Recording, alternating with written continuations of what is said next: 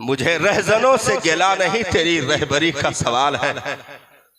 जिस कौम के लिए हमजा का जिगर दे दिया गया हो, जिस कौम के लिए 70 सहाबा की कुर्बानियां इसी कलेजे, इसी जमीन के कलेजे पर हो गई हो, जिस कौम के लिए एक एक कब्र में 2-2 सहाबा को दफन कर दिया गया हो, जिस कौम के लिए सहाबा के नंगे बदनों पर साहब कफन के कपड़े भी बराबर मैसर न आ पा रहे हो, जिस कौम के लिए सहाबा ने अपना घर छोड़ दिया, अपना दर छोड़ दिया, अपने बीवी बच्चों को जो है अलविदा या कलमात कहते हुए अपनी चौखटों से रुखसत हुए और मैदाने कारजार में जाकर उतर गए। गरीब के घर अगर खबर पहुंचती है तो सिर्फ ये कि तेरे बाप का इंतकाल हो गया, तेरा भाई शहीद हो गया।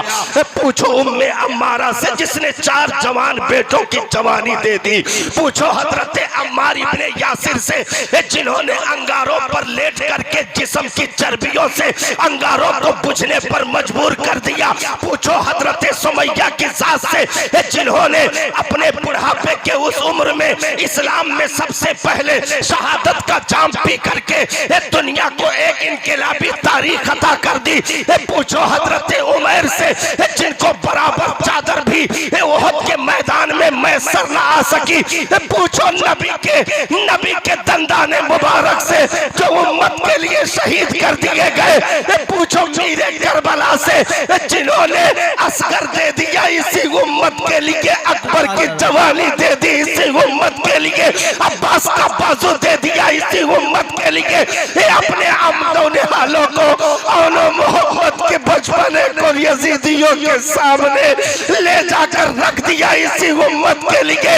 इस शहरबानों के नंजो है इस सर की चादरों के छिन जाने का अंदेशा, हजरत ज़ैनब के सर के चादरों के छिन जाने का अंदेशा और हजरत उम्मे रबाब, हजरत उम्मे लैला के मारिजे खतर में आने का अंदेशा, बीमार ज़ैनुल आबदीन के बिस्तरे मर्ग पर तड़पता हुआ अगर छोड़कर मीरे करबला सैयदुल शुहदा उतर करके अगर आखिरी इस उम्मत को एक पैगाम देते हुए सजदे के आलम में शहादत का जाम पी लिया तो हम और आप गुनहगारों के लिए, हम जैसे निकम्मों के लिए था कि इन तक दीन पहुंच जाए, मुस्तफा की शरीयत पहुंच जाए।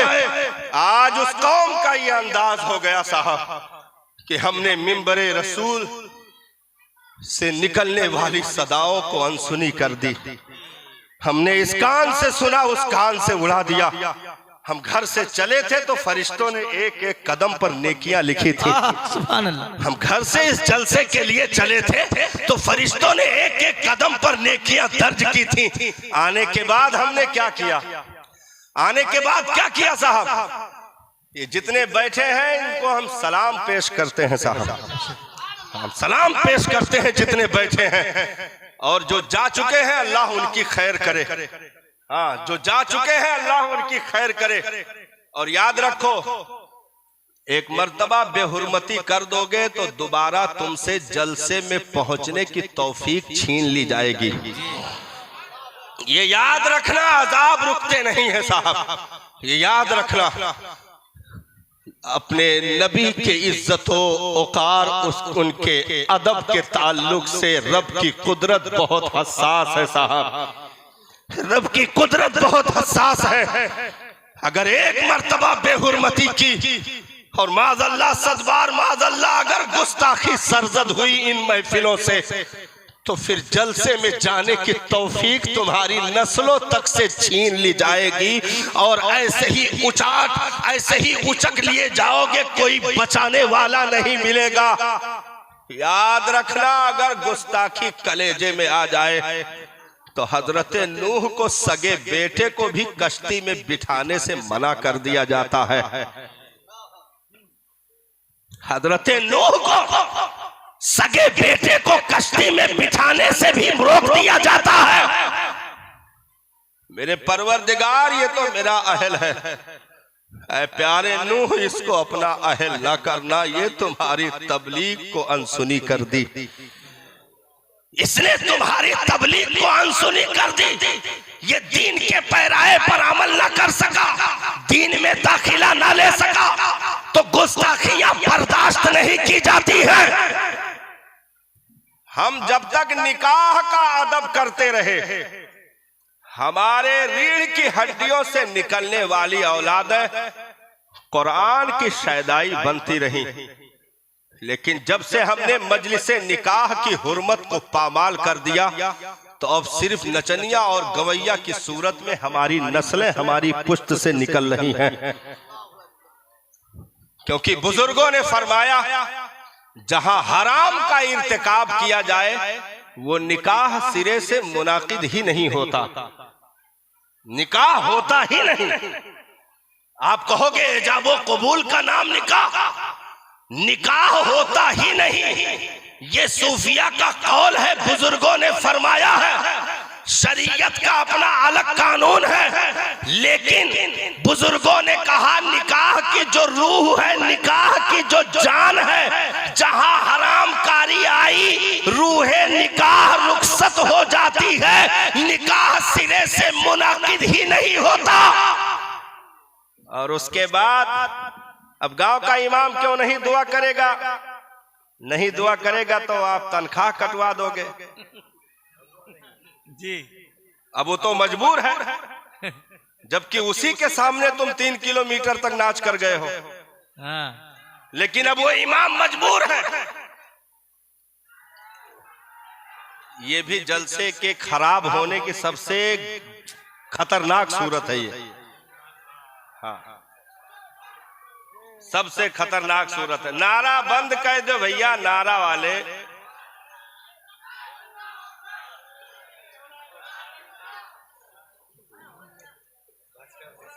ये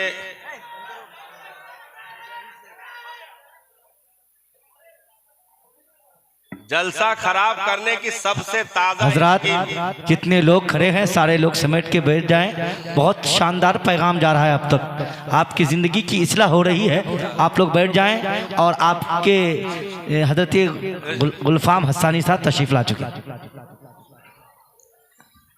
देखिए, अगर तकरीर को पैर तले रौंदना है तो बीच तकरीर में आप 2-3 मेहमान का इस्तकबाल करवा दीजिए, बस। ना मौलाना रहेगा ना वो के तकरीर रहेगी, दोनों का जनाजा निकल जाएगा। हाँ, बहुत कायदे से कमेटी वाले जलसे को बर्बाद करने का हुनर जानते हैं। मैं कयाम गाह पे था, बीच में नात हो रही थी। उस नात के दरमियान तकरीबन 2 या 3 इस्तकबाल हुए हैं। हाँ, 2 या 3 इस्तकबाल नात के दौरान। यानी नाते रसूल बंद करो। मैं हस्सानी साहब का दुश्मन नहीं हूं, मैं उन्हें नहीं बोल रहा हूं। हाँ, वो दिल पर नहीं लेंगे।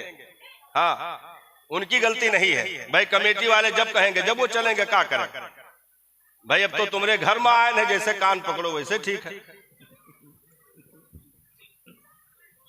तो 2-3 इस्तकबाल हुए हैं। अब हजरत ऐलान कर रहे हैं, बाकायदा नाम का ऐलान हो रहा है, नात रुकी हुई है। शख्सियत का ऐलान हो रहा है, नात रुकी हुई है। नारा लग रहा है, नात बंद है। हाँ, ऐसे इस्तकबाल हो रहा है, तकरीर बंद है। अब बताओ, हदीसो कुरान बंद करके किसी का इस्तकबाल करना दुरुस्त है?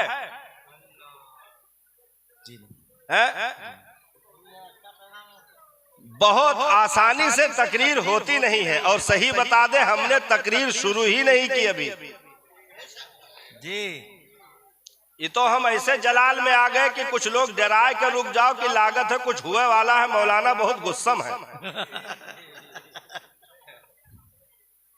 हाँ, नहीं, सब भागे जा रहे हैं। एक तो उधर से भागकर खराब, और इधर कुछ देर बेचारों को इकट्ठा किया, कुछ बात हो रही थी, इतनी देर तकरीर खराब हुई। अब सैयद साहब बचे हैं ना? हाँ, 15 मिनट के बाद हजरत को भी ले आइएगा, बस सब समाप्त है कि नहीं, जलसा खत्म। दुरूद शरीफ पढ़ लो भाई। अल्लाहुम्मा सल्ली अला सय्यदना शफीअना हबीबना मौलाना मुहम्मदिन मादिन जोद वल करम वाली व असहाबी बारिक वसल्लम। जलसा करवाते हैं, बहुत अच्छी बात है, अल्लाह ताला तौफीक दे, इससे भी बेहतर हो। लेकिन एक चीज याद रखें, जब निकाबत शुरू हो, जब अनाउंसर माइक पे आए तो उनका काम ही है नारा लगाना, ऐलान करना, उन्हें इसीलिए जिम्मेदारी दी ही गई है।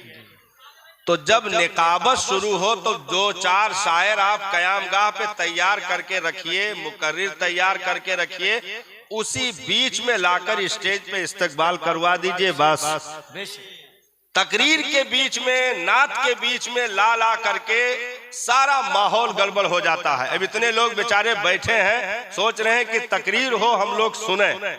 एक तो वैसे सुनना नहीं चाहते, बेचारे भाग गए आधे लोग। दुरूद शरीफ पढ़ लीजिए, अल्लाहुम्मा सल्ली अला सय्यदना शफीअना हबीबना मौलाना मुहम्मदिल मादनिल जुद वल करम व आलिहि व असहाबिहि बारिक वसल्लम। जिस कौम के लिए इतनी बड़ी कुर्बानियां दी गई हों, आज उस कौम के लिए जरा फुर्सत नहीं रही साहब। हमारा वक्त चला गया, हमारी हालतें बिगड़ती जा रही हैं। आज हमारे पास कोई कयादत मौजूद है जो कौमे मुस्लिम का तर्जमान बन सके। और याद रखो, कुछ चीजें आती हैं सबक देने के लिए, कुछ चीजें आती हैं सबक देने के लिए। तुम्हारा अपना कौन है, बेगाना कौन है? अभी हाल ही में जो तमाशा देखा गया, हाल ही में जो देखा गया, इससे आपको अंदाजा लग गया होगा, वो आदमी जिसके घर के चिराग में तेल डालने के लिए भी राशन कार्ड का इस्तेमाल किया जाता हो, वो भी अपने घरों में दिया जलाकर कुमकुमा लगाकर इस्तकबाल कर रहा था। वो भी कुमकुमे लगाकर इस्तकबाल कर रहा था। इससे आपको अंदाजा हो गया होगा कि पार्टियों का नाम उंगलियों पर गिनने के लिए होता है, अकीदे आपस में सबके एक हैं, सबके नाम गिनने के लिए होते हैं, अकायद आपस में सबके एक हैं। पहले वो मजहब के वफादार हैं, बाद में किसी पार्टी के वो मिंबर है या जिम्मेदार है। इसलिए मुस्तफा का कलमा पढ़ने वालों, दीने इस्लाम को फॉलो करने वालों, होश के नाखून लो और अपनी जमीयत बनाने की कोशिश करो।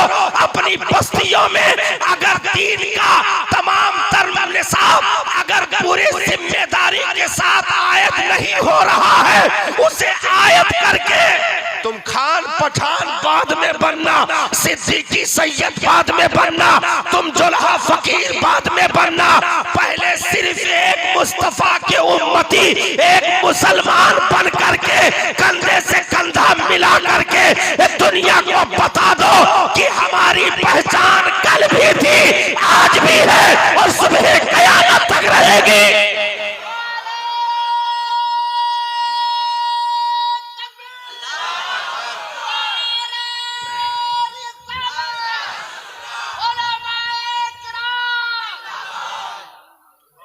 इसलिए आज एक गांव में जितने घर उतनी पार्टी, एक गांव में जितने घर उतनी पार्टी। फला से हमारी बोलचाल नहीं है, वलीमे में हम उनको नहीं पूछ रहे हैं क्योंकि हमारे दादा से लड़ाई हुई थी।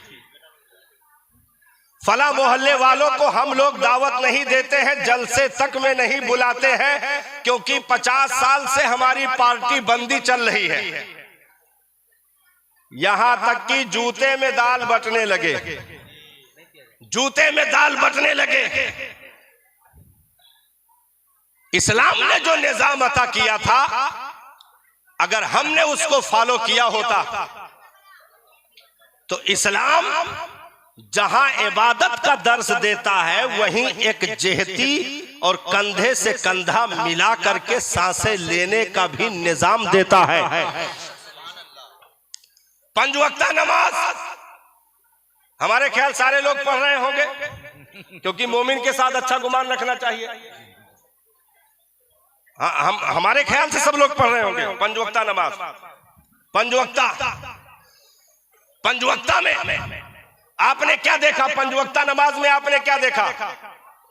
भाई 2 4 10 घर के लोग मस्जिद में इकट्ठा हुए, एक साहब ने तकबीर कही और इमाम साहब ने कहा सफेद दुरुस्त कर लो, सफेद दुरुस्त कर लो। हमने कहा कि एक बात है, ये सफेद क्यों दुरुस्त कर लो साहब? सफेद दुरुस्त करने का मतलब क्या है? यहां तक इमाम साहब ने मसला बता दिया कि अपने कदमों के बीच में शगाफ न रखना, अपने कदमों के बीच में, कंधों के बीच में गैपिंग न रखना। हमने कहा इस कदर कंधे से कंधा मिला करके खड़े होने का हुक्म क्यों दिया जा रहा है? भाई पूरी मस्जिद में अगर सब लोग नियत बांध के जहां चाहते खड़े हो जाते, इमाम साहब के पीछे रुकू सजदा कर लेते तो क्या नमाज ना होती? हो जानी चाहिए थी, नमाज हो जानी चाहिए थी। लेकिन ये कंधे से कंधा मिला करके सफों को दुरुस्त करके खड़े हो जाओ, जरा भी जगह बीच में नहीं होनी चाहिए। हमने कहा या अल्लाह, इबादत के तरीके में ये चीज कहां से आ गई? भाई नियत करो, नियत कर लिया, सना पढ़ो, सना पढ़ लिया, ताउस तस्मिया पढ़ो, बिस्मिल्लाह बिस्मिल्लाह उसको भी पढ़ लिया, सूरह फातिहा पढ़ो वो भी पढ़ लिया, सूरत मिलाओ वो भी मिला लिया। ये कंधे से कंधा मिलाकर, कदम से कदम मिलाकर खड़े होने का मामला क्या? इस कदर तरतीब क्यों दी जा रही है? तो रब की कुदरत ने कमाजी की, ओ मेरे बंदो, ये सिर्फ इबादत नहीं है, बल्कि तुम कंधे से कंधा मिलाकर खड़े हो जाओ, इबादत का सवाब तो दे ही दिया जाएगा। कंधे से कंधा मिलने की वजह से दिलों को भी मिला दिया जाएगा। वाह वाह वाह वाह वाह, दिलों को भी मिला दिया जाएगा। कंधे से कंधा मिलाकर खड़े हो, मैं तुम्हारे एक दूसरे के दिलों में एक दूसरे के लिए मोहब्बतें डाल दूंगा। और आपस में नमाज के बाद मुसाफा करो, दीनी बातें करते अपने घर चले जाओ। जुमा के दिन इकट्ठा हुए, जुमा के दिन 8-10 घर के नहीं बल्कि तकरीबन 300 घर के ऊपर, फूलपुर बस्ती में 300 घर, तकरीबन 300 ऊपर नीचे।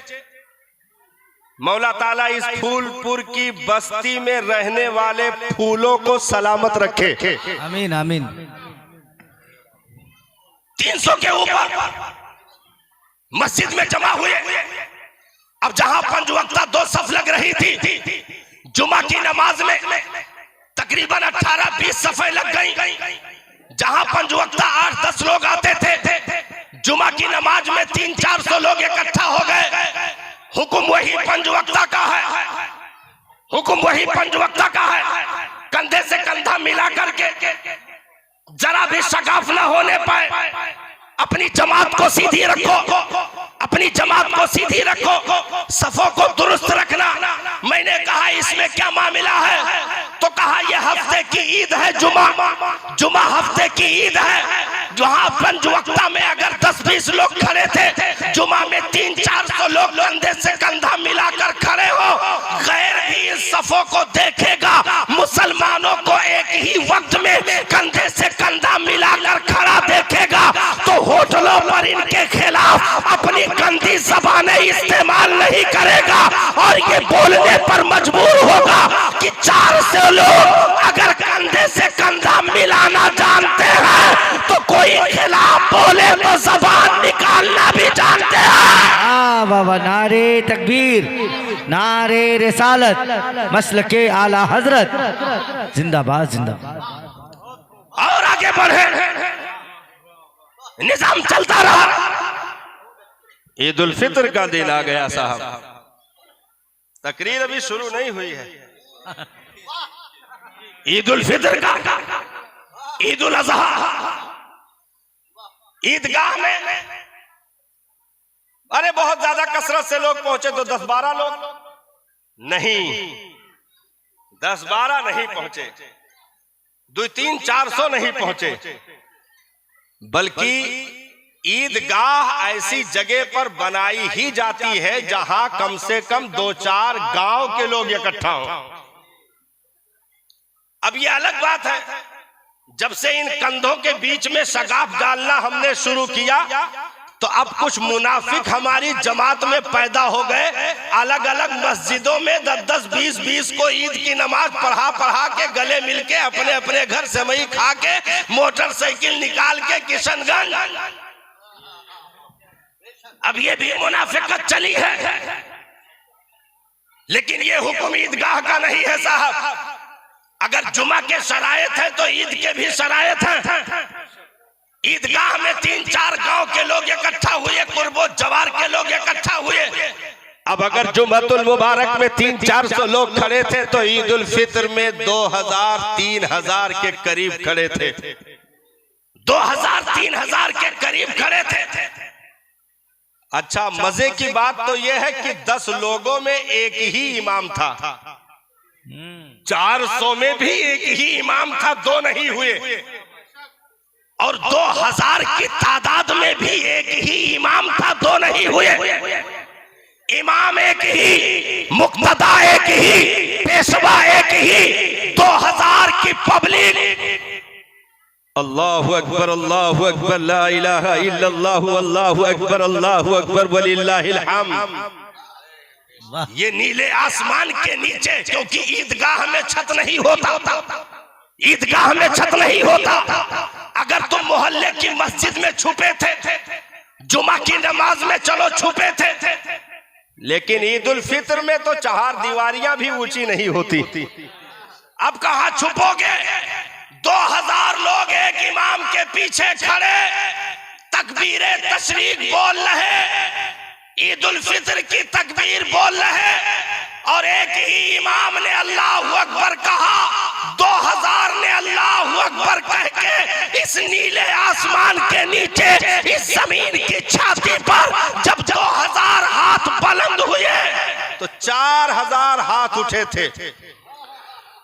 2000 हाथ बुलंद हुए तो 4000 हाथ दिख रहे थे, और ये कह करके उन्होंने तकबीर के कलमात पूरे करके आखिर में नियत बांध ली, और एक ही इमाम के कहने पर रुकू में चले गए।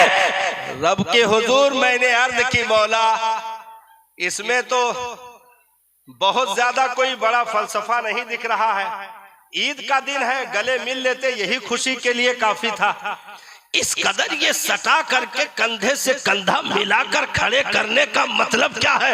रब की कुदरत ने गम्माजी किया, मेरे बंदो मैं तुम्हें सिर्फ जमीन पर रखना नहीं चाहता, बल्कि गैरों के कलेजे में तुम्हारा रोबो दबदबा भी बिठाना चाहता हूँ। गैरों के छातियों में तुम्हारा एक दबदबा रहे, तुम्हारी एक धमक रहे, क्योंकि कुफ्र कभी भी ईमान वालों के जलाल के आगे ठहर नहीं सकता। शिर्क की ये ताकत नहीं है कि एक भी मर्दे मोमिन से गुफ्तगू करके निकल जाए। 2000 ने इसी आसमान के नीचे अल्लाहु अकबर कह के हाथ बांध लिए और रुकू व सुजूद किया, जहां कंधे से कंधा मिला करके गले मिलकर मुबारकबाद दे रहे थे। गैर रोडों पर, चौराहों पर खड़े होकर के इस मजमे को निहार रहे थे और देख रहे थे कि जब ये एक आदमी के कहने पर 2000 लोग अपनी गर्दनें झुका सकते हैं, तो ये एक आदमी के कहने पर गर्दनें कटा भी सकते हैं। वाह वाह, अल्लाहु अकबर, या रसूल अल्लाह, जिंदाबाद। इस्लाम हमें इज्जतें देने आया साहब, इस्लाम हमें वकार देने आया है। हम कीड़े मकोड़ों की तरह इस जमीन पर चले, ये कुदरत को गवारा नहीं है। कभी नबी ने सर झुका करके अपने मानने वालों को जीने की ट्रेनिंग नहीं दी। जीने की ट्रेनिंग नहीं दी। मालूम है उलमा सर आंखों पर ये बैठे, अगर हमें सुन ले तो बहुत बड़ी बात है। उलमा सर आंखों पर, लेकिन बहुत होशोगोश से सुन रहे हैं। ये इनका एहसान है, इनका एहसान है। और याद रखो, अगर इलाकों में चिराग कहीं दीन के जल रहे हैं तो इन्हीं 5,000 7,000 की नौकरी करने वाले गरीब उलमा की बदौलत चल रहे हैं, जिन्होंने दुनिया की चमकती दौलतों पर थूक दिया और दुनिया की ललचाई नौकरियों को ठोकर लगा करके 5-7 हजार, वो भी खजांची की जो है सुन करके, सदर सेक्रेटरी की सुनकर बर्दाश्त करते रहे और जुमा के मिंबर पर खड़े होकर के न सदर सेक्रेटरी की बुराई की, न को गाली दिया, बल्कि अगर जबान से कुछ निकला तो यही था, नमाज पढ़ो मौला तुम्हें जन्नत देगा, रोजा रखो मौला तुम्हें जन्नत देगा।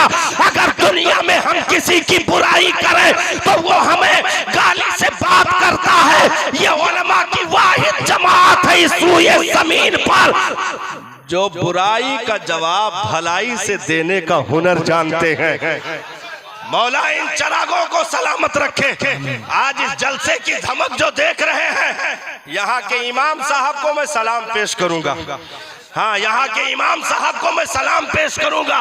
अगर इतना बड़ा जलसा कमेटी वाले सजा रहे हैं, कर रहे हैं, तो इसमें इमाम साहब के वजूद की बरकत भी मानी जाएगी, जिनकी वजह से रब ने दूर दराज से उलमा को इस बस्ती में इकट्ठा कर दिया और उनकी बरकतों से बस्ती का अजाब दूर कर दिया। इसलिए ये मुबारकबाद के लायक है। इस्लाम हमें गर्दन झुकाकर जीने का हुक्म नहीं देता। वो जलील तबलीगे हैं जो ये लोग कहते हैं कि नबी किसी दुश्मन को भी बुरा नहीं कहते थे, नबी कभी दुश्मन को गालियां नहीं दिए, नबी के कुर्ते में अगर कुछ कहीं से शगाफ लग गया तो अपने हाथों से टाका लगा लेते थे, नबी अपने जूते को खुद सिल लेते थे। हमने कहा, ओ जलीलो, तबलीग ये नहीं, तबलीग वो है जहां मनसबे रिसालत का इजहार हो, तबलीग वो है जो अजमत मुस्तफा का इजहार हो, तबलीग वो है जो वक़ार मुस्तफवी का इजहार हो। अगर ये कोई कहे कि मादल्ला रब ने खिंजीर को पैदा किया, तो क्या रब ने खिंजीर को नहीं पैदा किया है? किया है। लेकिन इस तरह अगर कोई कह देगा तो उसके ईमान का जनाजा निकल जाएगा। क्यों? और जलील कहीं के तुझे खिंजीर ही नजर आई? अगर तुझे अपने रब की तारीफ करनी थी तो ये कहता, मेरा रब वो है जिसने मोहम्मद मुस्तफा को पैदा कर दिया। अजमत बयान कर तो बड़ी चीजों से। भाई कोई किसी प्रधान की तारीफ करने के लिए स्टेज पे खड़ा हो, है भाई प्रधान जी का वाकई कमाल है, भाई कमाल है, हमारे मोहल्ले की नाली बहुत दिन से चौक थी, इन्होंने साफ करवा दिया। अरे तो प्रधान के जितना कारिंदा है लय दे ले हैं, जब तक वही नाली में वके मुंह ना घुसेड़ दे हैं, जब तक सुकून नहीं। कि प्रधान के 5 साल के काम में तुम्हें खाली नाली देखा।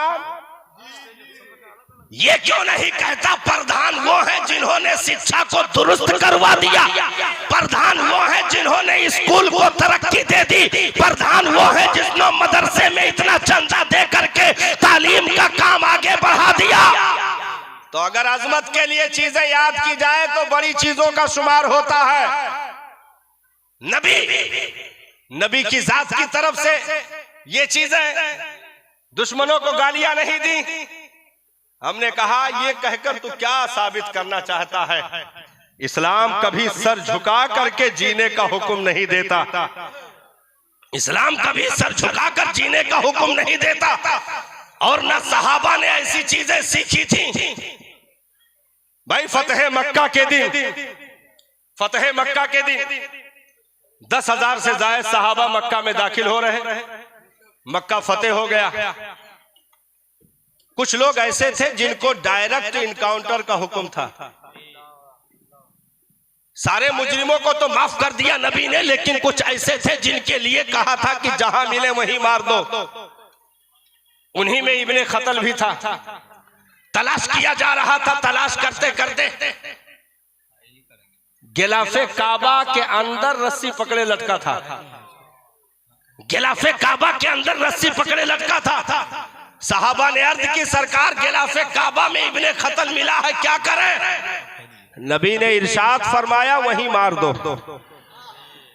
नबी ने इरशाद फरमाया वहीं मार दो। तो अगर नबी की रहमत एक जानवर तक को सिक्योरिटी देने की है तो वहीं पर नबी की रहमत गद्दारों को ज़बा करने की भी है। गद्दारों को ज़बा करने की भी है।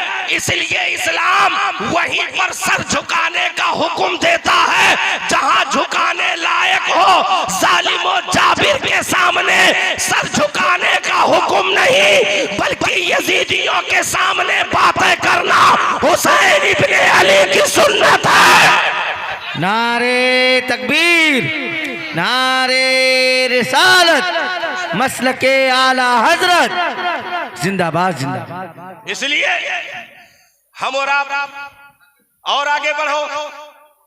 जुमा में 2000 रब ने हज के नाम पे बुला लिया। रब ने हज के नाम पे बुला लिया।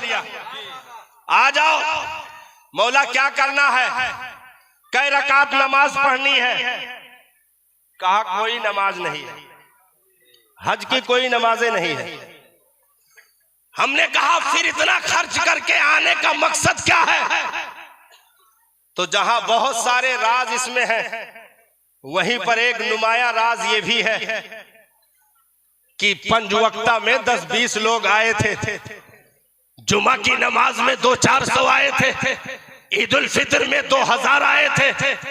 आओ हज में पूरी दुनिया को दावत दे दो। हज में पूरी दुनिया को दावत दे दो। अब गोरा भी होगा वो भी पहुंचेगा, काला भी होगा वो भी पहुंचेगा, अंसारी, खान, पठान, सैयद सब पहुंचेंगे। मैंने कहा फिर अंसारियों का लिबास अलग होगा, खान का लिबास अलग होगा, पठान का लिबास अलग होगा। कहा नहीं, सबको 2 चादरें दे दो। सबको 2 चादरें दे दो। मैंने कहा क्या करना? कहा यही गोरा भी पहनेगा, यही काला भी पहनेगा। 2 चादरें जिसको एहराम कहा जाता है। एहराम 2 चादरें, एक लुंगी एक ऊपर से डालने के लिए 2 चादरें।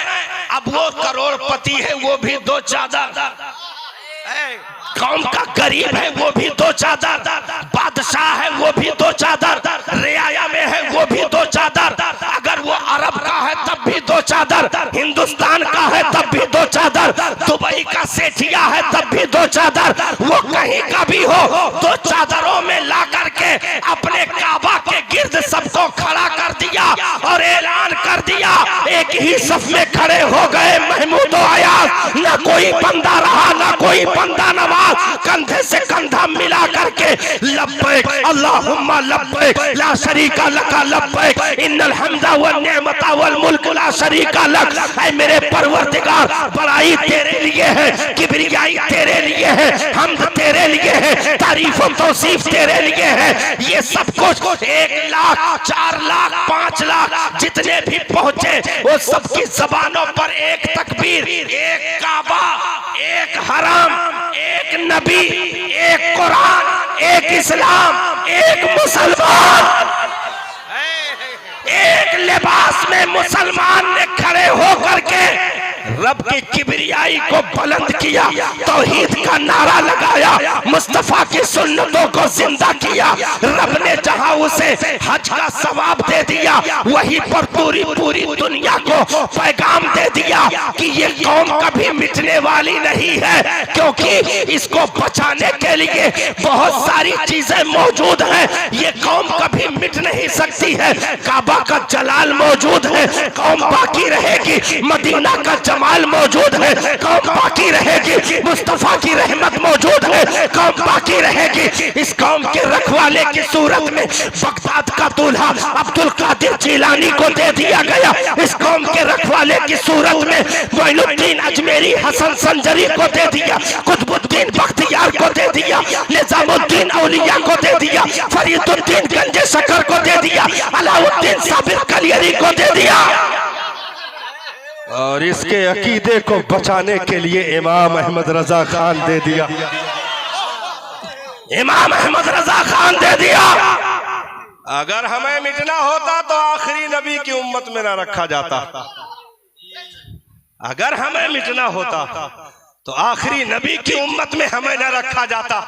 अगर आखिरी नबी की उम्मत में रब ने पैदा किया है तो याद रखो, जब तक नबी की नबूवत का फैजान रहेगा, इस उम्मत का इस धरती पर जाहो जलाल रहेगा। इसे कोई मिटा नहीं सकता, नजर नहीं लगा सकता है, लेकिन हमें और आपको हालात और वक्त को समझकर जीने की जरूरत है। और याद रखो भाई, तुम्हारे पास हुकूमत नहीं, तुम्हारे पास पावर नहीं, तुम्हारे पास ताकत नहीं, तुम्हारे पास पार्लियामेंट का कब्जा नहीं, तुम्हारे पास दिल्ली लाल किले का कब्जा नहीं, तुम्हारे पास भाई तुम ना प्रधानमंत्री की कुर्सी पर हो ना मुख्यमंत्री की कुर्सी पर हो, किसी चीज में नहीं हो, उसके बाद भी तुम बाकी हो। वजह क्या है? वजह सिर्फ यही है कि तुम कुछ भी नहीं हो लेकिन मुस्तफा के उम्मती जरूर हो, तुम मुस्तफा के उम्मती हो। और इस दुनिया में हमें और आपको एक हुनर दिया गया है, सिर्फ एक हुनर। तकरीर के लास्ट पॉइंट पे हजरत, हाँ, और इंशाअल्लाह तकरीर हम फिर कभी शुरू करेंगे, तकरीर आज शुरू नहीं हुई है, तकरीर फिर कभी शुरू करेंगे। लास्ट पॉइंट पर आ जाइए, लास्ट पॉइंट पर आ जाइए। कुछ भी नहीं, लेकिन हमारे पास एक ऐसा हुनर है जो दुनिया कभी भी वोट के जरिए से भी नहीं पा सकती। हमारे पास एक हुनर है, शहनशाही करने का, बादशाही करने का, हुकूमत करने का। हमारे पास एक हुनर है साहब, एक हुनर है। वो कौन सा हुनर है? हर कोई निकाह करने से पहले ये कसम खा ले, हर कोई निकाह करने से पहले ये कसम खा ले कि मेरे मालिक जितनी औलादें पैदा होगी सबको दीन का सिपाही बनाऊंगा। अगर बेटा हुआ तो सलाहुद्दीन अय्यूबी का किरदार दूंगा, अगर बेटी हुई तो उम्मे अम्मारा सैयदा फातिमा ज़हरा का कैरेक्टर दूंगा। चादरे फातिमा की बरकतों को अपनी बेटियों को देने के लिए ये दुआएं मांगता हो और इमामे हुसैन की कुर्बानियों का जज्बा देने के लिए अपनी औलादों की दुआ मांगता हो, तो याद रखो मौला उसकी नस्लों में वो बरकतें अता करेगा कि ये दुनिया से चला भी जाएगा, इंशाअल्लाह बेटा आंखें खोलेगा तो वो सलाहुद्दीन अय्यूबी का परतो जरूर होगा। वो खातूने जन्नत के चादरे ततहीर की हुर्मतों को अपने वजूद में लेकर चलने वाली बेटी जरूर होगी। आज सोशल मीडिया के जरिए ये प्रचार किया जाता है, फला बेटी माज़अल्लाह मुर्तद हो गई, इस्लाम को छोड़ करके फला मजहब में चली गई, फला बेटा माज़अल्लाह मुर्तद हो गया, इस्लाम छोड़कर फला जगह चला गया। हमने कहा सबसे पहली बात तो इस खबर की कोई तस्दीक नहीं, और दूसरी चीज ये है अगर एक आध ऐसी गंदगी कहीं नजर भी आती है तो उनकी जांच की जाएगी कि वो मुसलमान थे भी कि नहीं, वो उनकी जांचें की जाएगी। जिस घर में सुबह कुरान खुलने से पहले कुत्ता खोल करके उसको वॉकिंग कराया जाए, जिस घर में बड़ी बड़ी एलसीडियां लटका करके रात तक फिल्में देखी जाएं, बेटे को डॉक्टर, एलएलबी की डिग्री, एमबीबीएस की डिग्री देने के लिए दौड़ लगाए, सिर्फ दुनिया कमाना, बनाना, बिल्डिंगें रोशन करना, ये कसम खा के बैठा हो, इस्लाम की अलिफ भी औलादों की जबान पर ना आने पाए, कुरान का एक भी पारा घर में खुलकर तिलावत ना होने पाए, ऐसे घरों से इस्लाम वो छोड़ते नहीं, ऐसे जलीलों से इस्लाम छुड़ा लिया जाता है, ऐसे जलीलों से इस्लाम छुड़ा लिया जाता है, क्योंकि इस्लाम किसी ऐरे गैरे का मामला नहीं। इस्लाम ऐसा गैरतमंद मजहब है जो कल भी काबा के छत से अजान देने का हुनर रखता था, बद्र के कलेजे से अजान देने का हुनर रखता था, करबला के रेस से अल्लाह अकबर की सदाएं बुलंद करने का हुनर रखता था। वो इस्लाम नबी ने फरमाया उसका दिन भी दिन है, उसकी रातें भी दिन है। तो एक तो ये है, आखिरी पॉइंट पर चल रहा हूं, बस 2-3 पॉइंट और बचे हैं, 2-3 पॉइंट और बचे हैं, आखिरी पॉइंट है। एक तो ये कसम खाओ, और दूसरी चीज ये कि जितने भी मौजूद हैं इन्हें पूरे किशनगंज या अंगाल बंगाल तक इन्हें तबलीग करने की जरूरत नहीं है, जिनका काम है वो कर रहे हैं। आज इस मजमे से सिर्फ ये कसम खा लो कि हम अपने घर में दीन नाफिज करेंगे इंशाअल्लाह।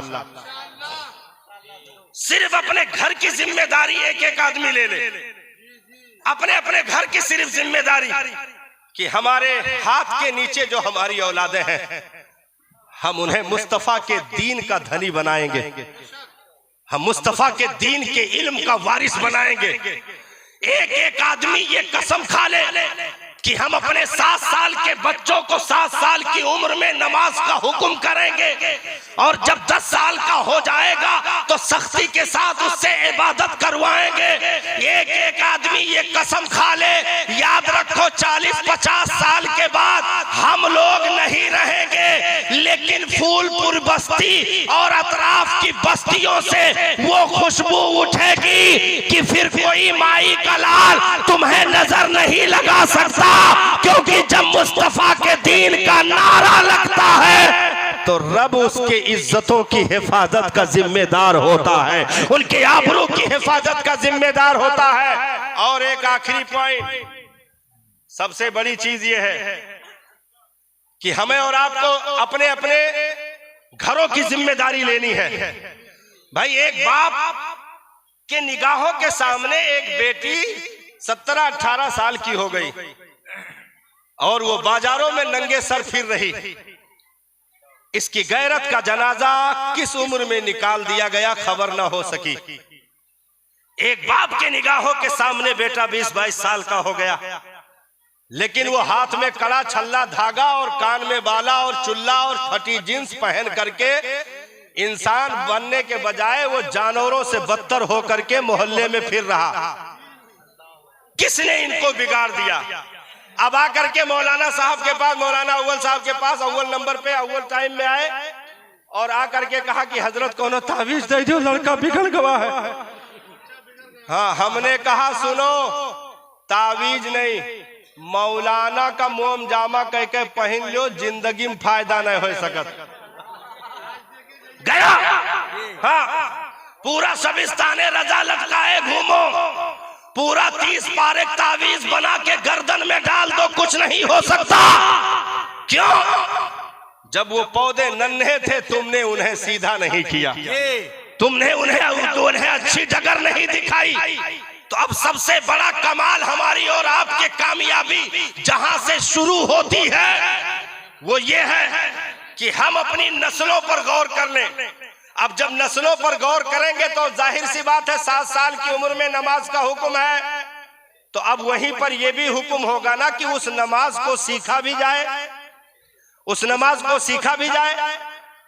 भाई मस्जिद में बाद में जाते हैं, मदरसे में पहले जरूरत पड़ती है, मदरसे में पहले जरूरत पड़ती है, मस्जिद में बाद में जाते हैं, क्योंकि मस्जिद तो वो प्रैक्टिकली वहां उन चीजों को अदा करने की वो जगह है, सीखने की जगह तो मदरसा है। भाई मस्जिद में सना जब पढ़ेगा, जब मदरसे में सना सीख कर जाएगा। वाह वाह वाह वाह वाह। मस्जिद में सूरह फातिहा की तिलावत जब करेगा, जब मदरसे में सूरह फातिहा ज़बानी याद करके जाएगा। मस्जिद में दुआए मासूर दुआए कुनूत उसी वक्त पढ़ेगा जब मदरसे में उसे ज़बानी याद करके जाएगा। बहुत लोग जात है जुमा के दिन बौरान खड़ा रहा था, वो एक दूसरे को देखा था कि पहले सभे हाथ मुंह काहे धोत, हाँ हाथ मुंह काहे धोत है। अब वो चौका रहा था कि लागत है यहो कोनो काम है नमाज में, हाँ यहो कोनो काम है। जैसे ईदगाह में यहाँ गए, दूसरी रकात का आखिरी हिस्सा चलत रहा, इमाम साहब सलाम फेरही वाले रहे, जब तक दू जने हाफत डाफत पहुंचे और नियत बांध के घपघपा बैठ गए। सलाम फेरी इमाम साहब तो ये खड़ा होके अपन दोनों रकात जो यहाँ बाहर कुल छूट गया रहा का पुरियाइन। वो करे बाद हाफत डाफत एक दूसरे से कहा था बहुत तेज भागा गए ना तो आज साल भरे के मेहनत चली जाती। तब दूसर मिला कान में कहा था हमारे एहसान मानो हमार, हमरे वजह से बचा है।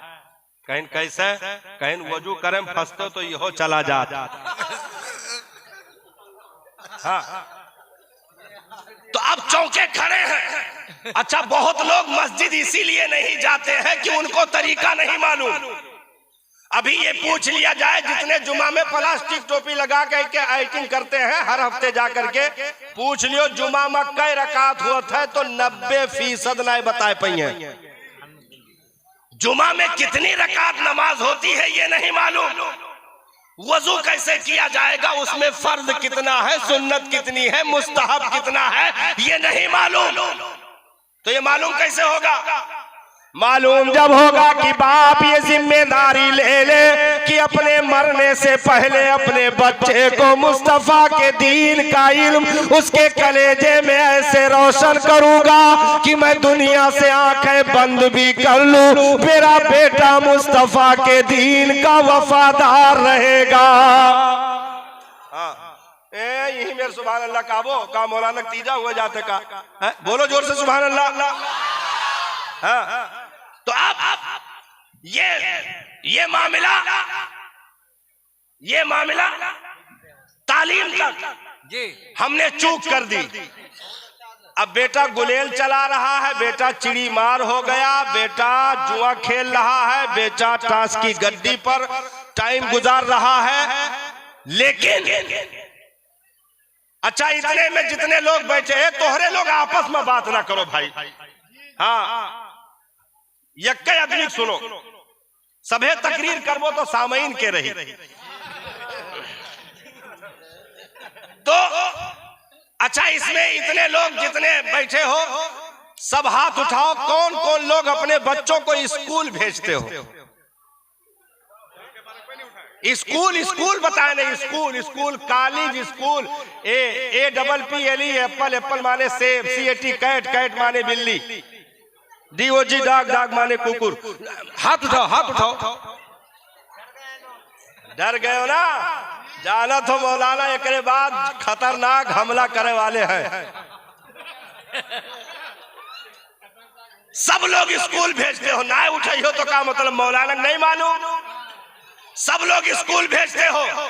अच्छा स्कूल में नॉर्मली फीस बहुत सेकंड हैंड मदरसा अगर हुई है उसमें नॉर्मली फीस अगर होगी तो कितनी होगी? कम से कम 1000 रख लो, कम से कम 0.1000 रख लो। नहीं तो हमारे यहाँ तो लखनऊ में 4-5 हजार रुपया है। हाँ 4-5 हजार हमारे यहाँ एक महीने का है। हम लोग खुद भरने वाले एक महीने का 4 हजार। हाँ साल का नहीं, एक महीने का। अगर सही साथ स्कूल जगह कहा जाता है स्कूल इनाय की लड़का बस्ता लेके पहुंचे, मैडम स्वेटर भी नहीं, तो वो महज 100 रुपया अगर फीस है तब वो महंगा है। स्कूल जिसको कहा जाता है, चलो 1000 रुपया रख लो, अरे 500 रख लियो, 500 रख लियो ना, रखो 500, गिरायो ना, 500 रखो। 1 साल का कितना हो गया?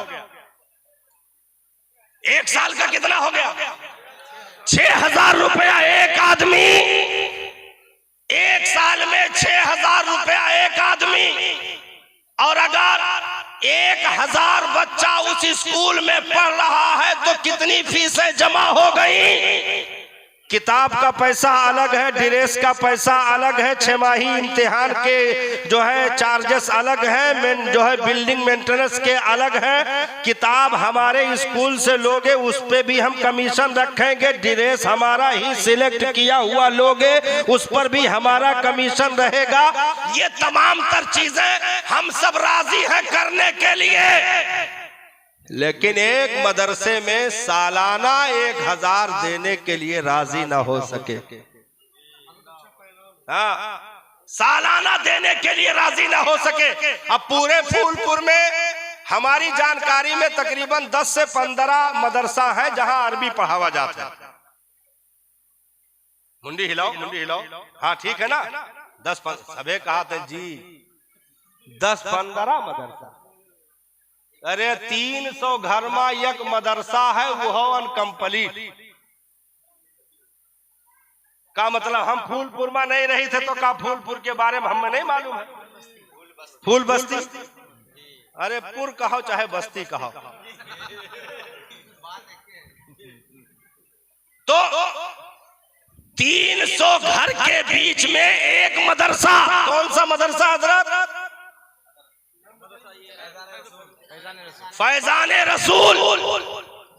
फैजाने रसूल। अगर इतनी कौम मिल करके अगर 100 रुपया महीना सिर्फ अपने बच्चों का सदका खैरात समझ करके मदरसे में इकट्ठा कर दे तो मदरसे में आने वाले साल में सिर्फ प्राइमरी नहीं हिफ्ज और आलमियत की तालीम भी हो सकती है। अब सुभान अल्लाह जोर से नहीं बोल सकत हो, बोलो सुभान अल्लाह भाई। भाई क्या आप चाहते हैं कि आपके बाप दादा ने मेहनत नहीं किया, आप नमाज का तरीका नहीं जान पाए तो क्या आपकी औलादें भी ऐसे रह जाएं? नहीं साहब, मरने से पहले अपनी औलादों को इतना हुनरमंद कर दो इल्मे कुरान इल्मे दीन के वास्ते से कि तुम मर जाओ, तुम्हारा बेटा मस्जिद के मुसल्ले पर खड़े होकर 30 पारे तरावी में सुना करके दुनिया को बता रहा हो मेरा बाप जो कब्रिस्तान में लेटा है उसी ने अपने खून पसीने की मेहनत से रब के फजल से मुझे हाफिज़े कुरान बना दिया। अब पूरी जिंदगी आपका बेटा जहां जहां दुनिया में कुरान पढ़ता रहेगा कब्र में बाप को सवाब पहुंचता रहेगा। पहुंचेगा कि नहीं पहुंचेगा? भाई हमारे बाप ने, हमारी माँ ने, हमारे भाइयों ने हमें आलिम दीन बनाया। आज अल्हम्दुलिल्लाह शुक्राने के तौर पर कहता हूँ पूरे हिंदुस्तान में मिंबर पे जाकर दीन की बातें करने का मौका मिलता है।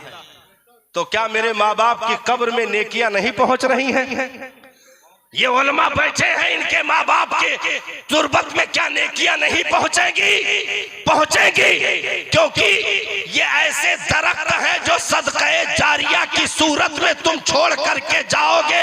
और याद रखो बस्तियों के घरों के चौखटों की रौनकें उसी वक्त पहचानी जाती है जब उस बस्ती का मदरसा भी लहलहा रहा हो और मस्जिद भी चमक रही हो, दमक रही हो, तब समझा जाएगा हम अपने घर पे मंजिला बाद में लगवाएं, मुस्तफा का घर मदरसा पहले बनवाएं ताकि हमारी नस्लों को दीन का इल्म मिल सके। तो क्या आप चाहते हैं कि फूल बस्ती में, फूलपुर में, फूल बस्ती किशनगंज, क्या आप चाहते हैं? अरे अब हम चाहे जौन कहीं फूल अगर कह दी तो सभे जान जाओ इस्लाह ना क्यों भाई। हम खाली फूल कह दी बस जान लो हो ही गए। वो तो नहीं फूल है समात है तब कहो फूल तो हो ही गए। तो फूल, क्या आप चाहते हैं कि ये फूल कुम्हला जाए? आप यही चाहेंगे कि फूल सुबह कयामत तक खिलता दमकता रहे। और ये कैसे चमकेगा दमकेगा?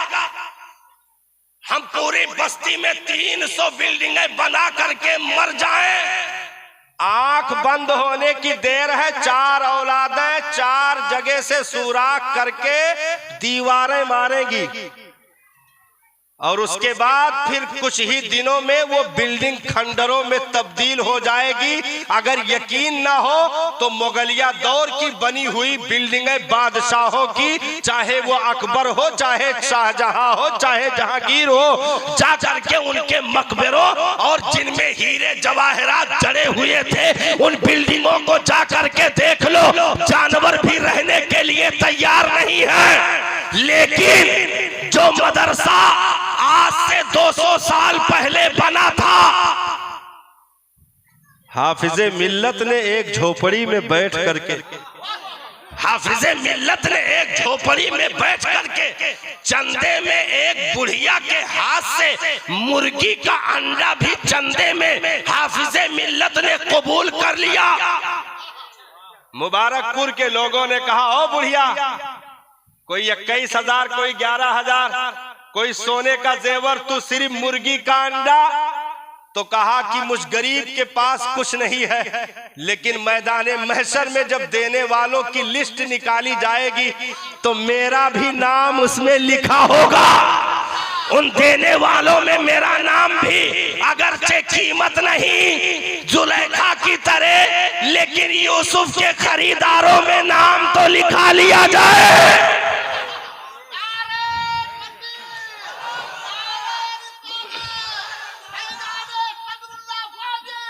तो अब मदरसे में इस वक्त जो है प्राइमरी शोबे की तालीम चल रही है। मदरसे में फैजान मुस्तफा में इस वक्त फैजान रसूल, अरे फैजान मुस्तफा, फैजान रसूल, भाई नबी के नाम मुस्तफा और रसूल, भाई अब ना टोको भाई, रुक जाओ। अरे हम देखो ये सबक जबानी याद करके आए ना, लेकिन भुलाए गए। तो फैजान रसूल, मदरसा फैजान रसूल, भाई पूरी बस्तियों की बिल्डिंगें अगर हम मरमर के बना करके चले जाएं तो 2 पुश्तों के बाद वो जमीन बोस होती नजर आएगी, निशान भी बिल्डिंगों का नहीं मिलेगा। लेकिन अगर नबी का घर मदरसा बनाकर चले गए हाफिजे मिल्लत की तरह, तो एक कुटिये में बैठ करके उन्होंने यूनिवर्सिटी का ख्वाब देखा था। हाफिजे मिल्लत दुनिया से चले गए, मुबारकपुर में चंदा देने वाले जो बड़ी बड़ी बिल्डिंगें रखते थे वो भी दुनिया से चले गए। लेकिन आज अल-जामिअतुल अशरफिया में तकरीबन 4,000 तलबा पढ़ रहे हैं और पूरी दुनिया की नंबर 1 यूनिवर्सिटी में मिसबाहियों के उस किले का नाम आता है जहां पर मुस्तफा के दीन का दर्स दिया जाता है, हदीसे रसूल के जाम पिलाए जाते हैं।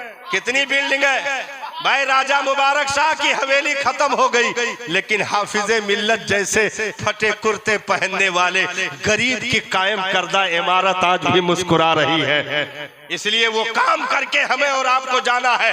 बस 2 मिनट में आपसे सिर्फ इतनी गुजारिश हम करेंगे कि मदरसे का ये मंसूबा है, कमेटी का ये इरादा है कि प्राइमरी शोबे से बढ़ा करके उसमें कुरान के हिफ्ज का भी इंतजाम रखा जाए। आप राजी हैं कि नहीं राजी हैं? फूलपुर और अतराफ से आने वालों हाथ उठाओ भाई, राजी हो कि नहीं? कुरान के ज़बानी याद करने यानी हिफ्ज़े कुरान के तालीम का इंतजाम इन 300 बस्तियों में 300 घरों के बीच में अगर सिर्फ प्राइमरी पढ़ाकर गुजर जाओगे तो दुनिया लानतें भेजेगी। कम से कम इतना करके निकलो कि 100 साल के बाद तुम ना रहो, लेकिन यहाँ 100 हाफिजे कुरान खड़े हो, कुरान पढ़ने वाले खड़े हो और दुनिया में मिंबरों मेहराब पर कुरान का तराना पढ़ करके कौन को मैसेज दे कि ओ कुरान का मिटाने का दावा करने वालों, हमने कुरान को सिर्फ कागजों के हवाले नहीं किया है बल्कि अपने लाडलों के कलेजों के तख्तियों पर नोट करके रखा है। दुनिया मिट सकती है लेकिन कुरान कभी नहीं मिट सकता। और एक मंसूबा ये भी है कि आलिम बनाने की भी प्लानिंग है इंशाअल्लाह। हाँ, हिफ्ज और आलमियत दोनों क्लासेस चलाने की प्लानिंग है। उसके लिए मदरसे के तामीरी काम के लिए कुछ रकम आपके जेब पर अगर भारी ना गुजरे तो मुतालबा है आज की रात में इन उलमा को गवाह बना करके, अपने अल्लाह और रसूल को गवाह बना करके